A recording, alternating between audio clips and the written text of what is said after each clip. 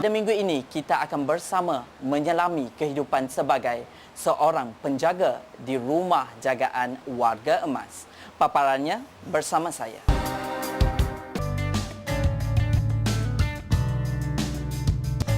Saya senang binti saya tinggal dekat Baling, Kedah. Saya study dekat Kolej Jururawat lah. Saya ambil diploma nursing lah. Saya memang dah lama dah minat untuk menjaga orang tua ni. Lepas tu saya apply dapat kerja kat sini. Terus saya datanglah kerja kat sini sebab memang itu minat saya lah untuk bekerja dekat rumah ni orang-orang tua ni. Macam seronok jugalah jaga dia orang ni dengan kerenah mereka macam mana.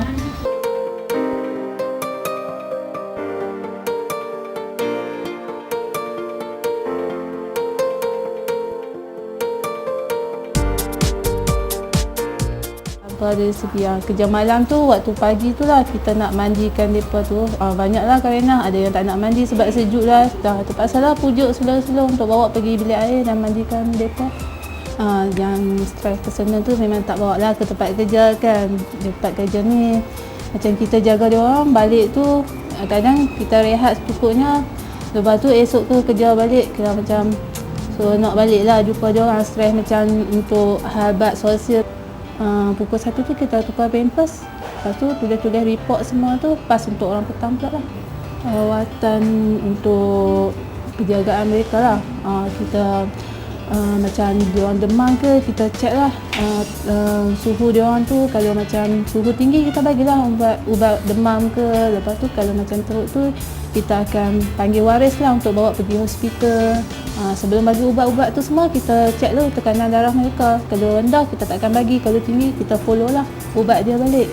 Macam yang untuk pesakit yang ada cuci luka tu kita akan cuci lah luka dia. Yang mana untuk macam urine dia tak keluar, kita kena insert balik ataupun bagi urine dia lah. Tengoklah macam mana kita buat hot compress ke. Pasal tu yang tak dapat dilupakan, ada seorang pesakit tu lah. Dia lepas mandikan dia, tengok-tengok dia jadi biru habis dah badan dia lah. Lepas tu bawa pergi bawa naik atas katil, tengok dia sesak nafas lah. Lepas tu kita punya ni call ambulans lah untuk datang ambil. Sebelum tu kita kat sini buat CPR lah kat dia sebab dia sesak nafas. Sampailah ambulans datang, dia okey balik sebab dia tak nak pergi hospital. Dia tak suka pergi hospital kan. Lepas tu lepas pergi hospital tu tak lama lah dia duduk hospital, dia meninggal kat sana. Boleh dikatakan rapat jugalah sebab dia selalu kita yang uruskan dia lah. Memang susah untuk uruskan dia.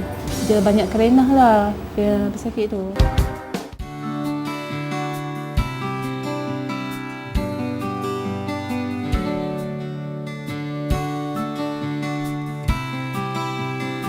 Zina binti Yusof, berasal daripada Bidung, Kedah. Saya bekerja di sini sebagai ketua dekat rumah jagaan ni lah. Okey, penghuni di sini kita ada 11 orang lelaki dan 16 orang perempuan. Staf kita ada 9 orang jururawat terlatih dan seorang staf fisio. Jururawat yang bekerja di sini merupakan jururawat terlatih. Rumah jagaan ini dibuka untuk yang tahun ni sudah menjangkau hampir 5 tahun. Hampir 5 tahun. Tujuan rumah jagaan ini dibuka untuk memberi rawatan, penjagaan disebabkan anak-anak yang berkerjaya, yang memerlukan mak dia orang dijaga dengan rapi lah. Okey, Hasnah ni seorang yang pantas bekerja. Dia cepat tangkap macam apa yang kita latih. Jadi masing-masing ada background latar belakang nursing. Jadi kerja tu dia tak kekok dalam waktu bekerja tu. Macam untuk pengurusan tu dia tak kekok.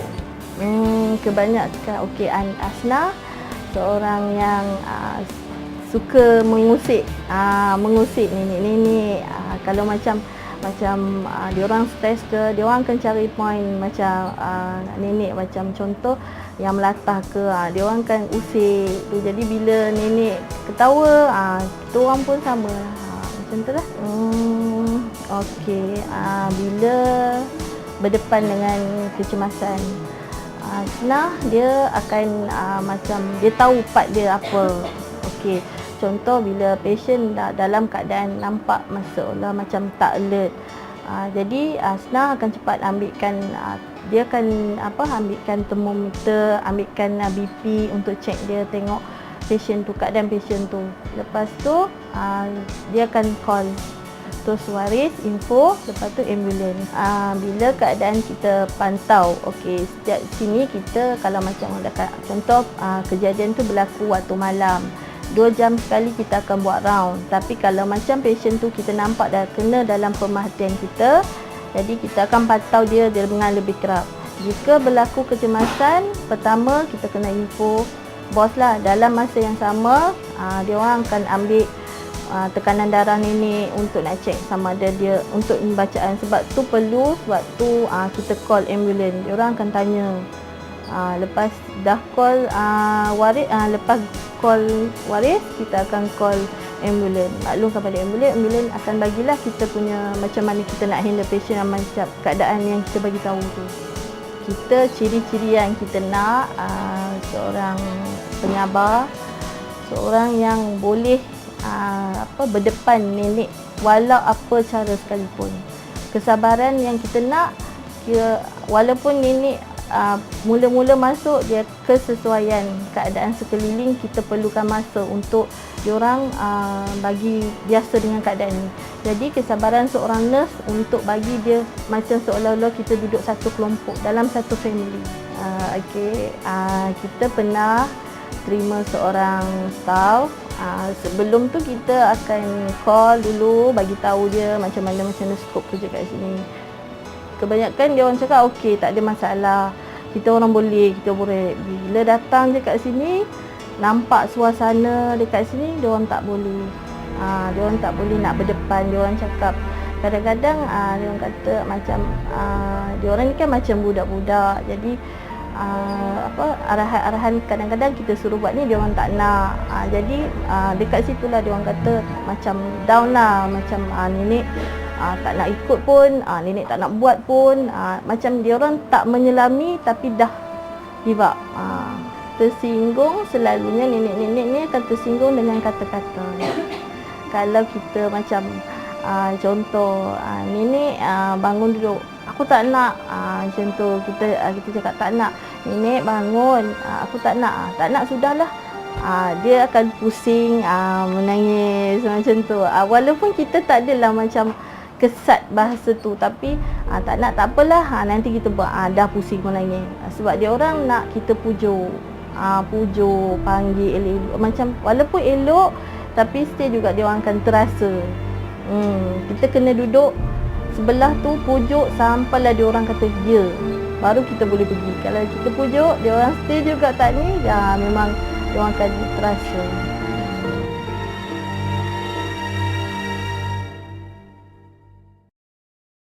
Okey, sepanjang Cik Asnah dan juga Puan Yus bekerja di sini, apakah pengalaman yang tak dapat dilupakan oleh Puan dan Cik? Okey, pengalaman saya kat sini, bila kita kehilangan nenek-nenek yang kita jaga, seorang nenek lah yang kita terima kat sini, seorang yang garang, seorang yang sangat memang cerewet. Tapi bila masuk dekat sini, kita cuba selami, kita cuba tengok cara dia, kita cuba tengok faham perangai dia macam mana, apa kehendak dia, kita try itu. Daripada seorang yang garang, cerewet, seorang yang memerintah, jadi dia bertukar menjadi dia sayang.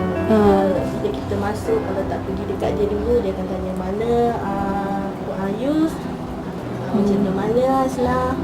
Kata, lepas tu hari ni nenek teringin nak makan ni gulai nangka. Kata, walaupun kesihatan dia tak mengizinkan, tapi kita cari juga benda tu. Kita cari walaupun dalam kuantiti yang sikit, jadi dia boleh rasa di hujung mulut.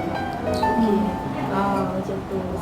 Itu daripada segi penjagaan dia, kebersihan dia apa semua, sebab dia akan macam terima kasihlah kau buat untuk aku.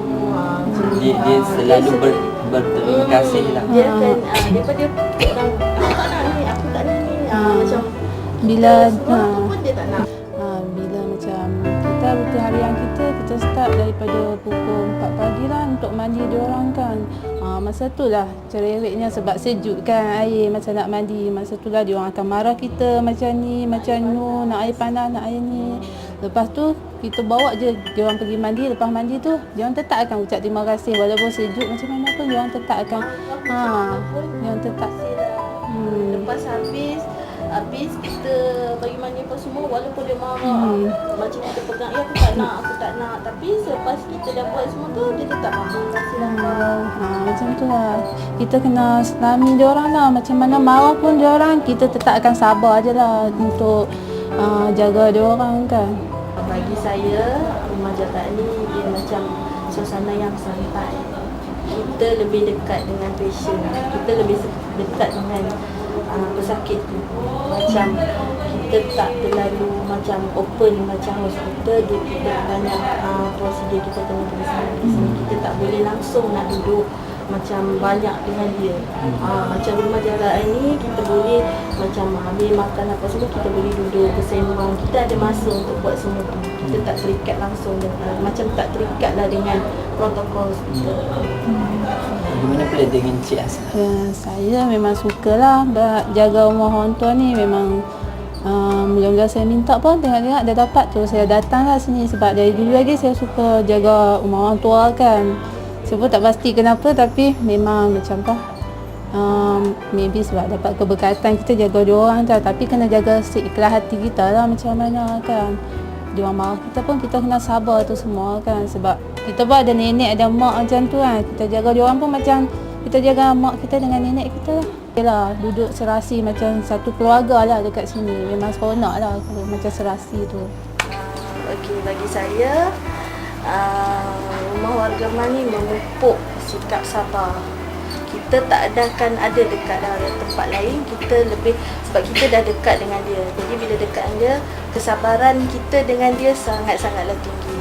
Jadi siapa yang nak mohon kerja tu boleh pilih. Sebab di sini kebanyakan datang, diorang matlamat diorang pertama, diorang nak pupuk rasa sabar. Bak kata pepatah, berat mata memandang, berat lagi bahu yang memikul.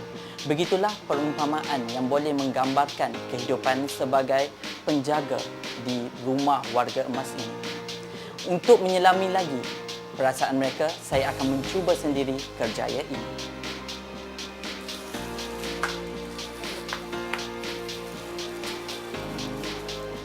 Saya kena pakai juga.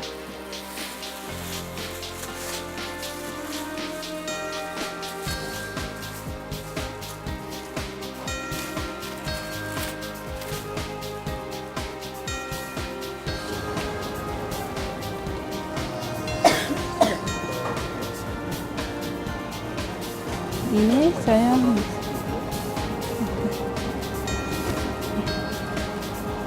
yang ni macam ni Kak Yus dia tak boleh pegang apa dah. Saya je yang akan buang-buang ni semua. Lepas tu saya akan ambil ni plastik ni lah. Sebab kat sini macam sterile lagi lah.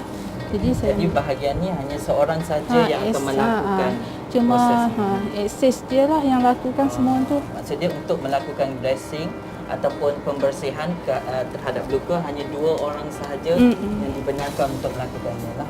Dan seorang akan melakukan dan seorang lagi akan menjadi pembantu.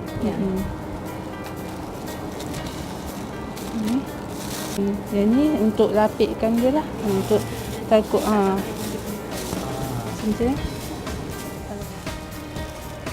Lepas tu baru dia akan cuci lah. Boleh lah. Nenek akan menjerit.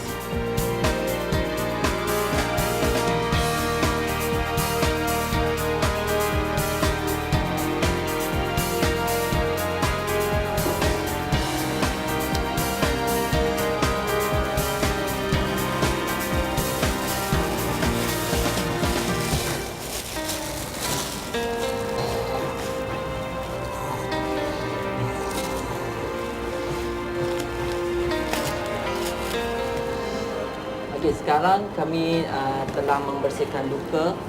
Sekarang kita akan ke atas untuk menukar pampers Salah untuk seorang. penghuni di atas.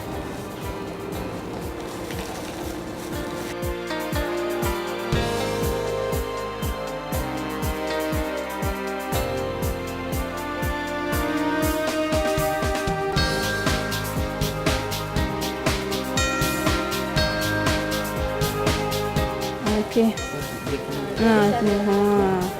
Betul, kita suruh dia pusing lah. Pak Mat pusing sana. Tak apa, kalau dia berak tu macam ni. Ni dah bersih kan, cuma kita lap je lah. Jangan Basah. guna tisu basah lah. Kita lap. Lap je. Okey. Di tepi. Ah, Oh. sebab saya ni lah. Ni tolak sini. Macam.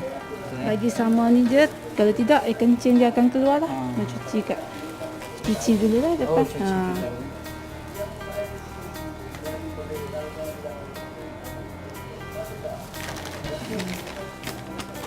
So kat sini sama lah. Nah, bagi sama. Betul. Baiklah. Baliklah. Ikat. Okey. Kalau tarik ke atas macam mana? Kita sama-sama tengok. Okey. Pegang kepala. Sebab dia berat lah. Satu, dua. Okey. Okey, Mak balik. Okey, saya baru saja selesai menukar lampin salah seorang penghuni di rumah jagaan ini.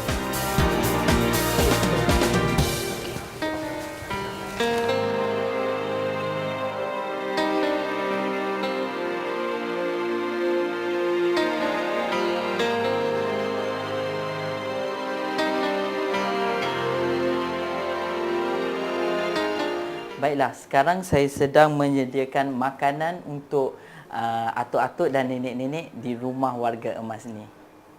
Okey, makanan yang disediakan di sini, ayam perlu dicari-carikan kecil-kecil supaya senang untuk dihadamkan oleh nenek-nenek dan atuk-atuk. Dan juga menu di sini juga mengikut diet yang disediakan. Apa yang kita sediakan hari ini? Okey, hari ini kami akan sediakan acar dengan ayam masak merah. Oh, okey. Jom kita suap atuk-atuk dan nenek-nenek.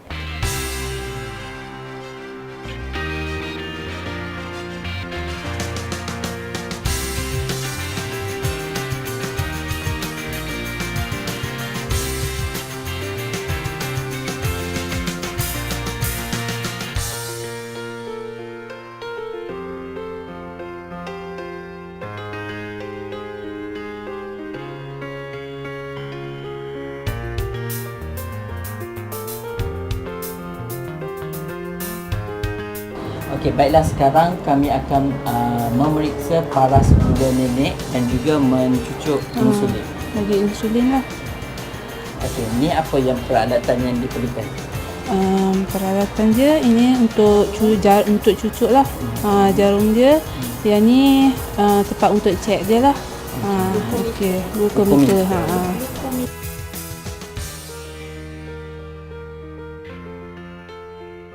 6.1 ke atas kita bagi 10 unit, lepas tu 6.1 ke bawah kita bagi 8 unit lah. Lepas tu tekan ni baru kita cucuk. Lepas tu kita tarik, lepas tu kita cucuk lah. Cucuk macam tu. Lepas tu bertekan je sampai ni, tunggu dalam 10 saat macam tu.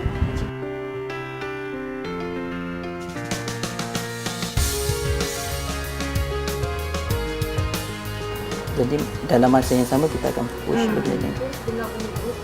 Tu, kita bangun sekejap ya. Boleh? Okey, nak tahu. Sebelum fiji kita masukkan 20, selepas tu masukkan 20. Wah.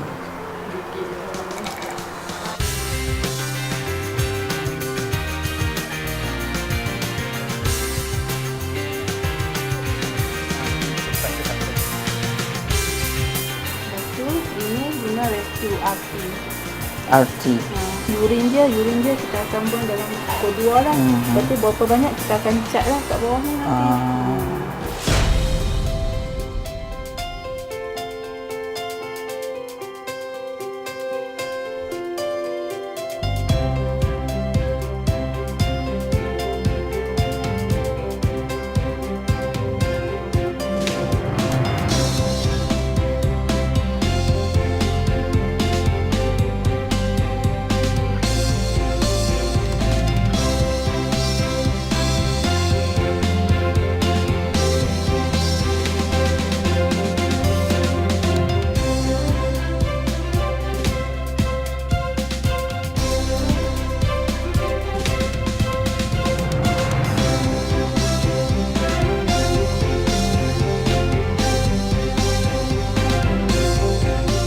Untuk menjadi sebagai seorang penjaga di rumah jagaan warga emas bukanlah mudah kerana ia memerlukan kesabaran yang tinggi.